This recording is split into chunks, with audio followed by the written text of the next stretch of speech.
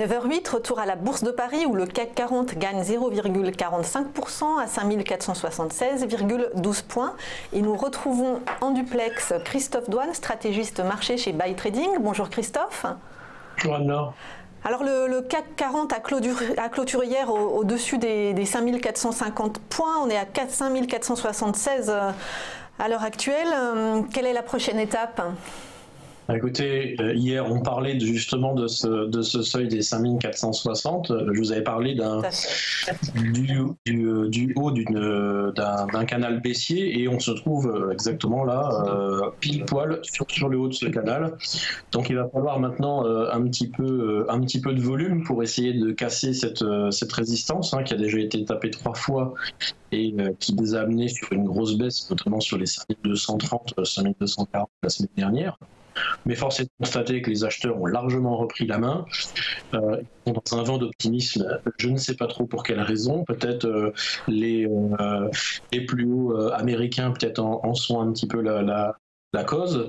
Bon, peut-être que si les Américains sont au plus haut et si confiants, c'est qu'il y a peut-être quelque chose à faire. En tout cas, si eux, ils sont très confiants, écoutez, les Européens le semblent aussi. Maintenant, voilà, il y a une résistance technique importante. Après, là, on aurait les 5550. Quoi qu'il en soit, attention, aujourd'hui, on a des PMI d'ici 5 minutes. Et bon, c'est pas forcément des stats qui amener de la volatilité, mais on est plutôt dans une séance de sorcière aujourd'hui. Donc peut-être une séance avec des volumes, et peut-être un volume suffisant pour aller casser et casser ce canal baissier en cours depuis mai. C'est quoi, Christophe, une séance de sorcière ?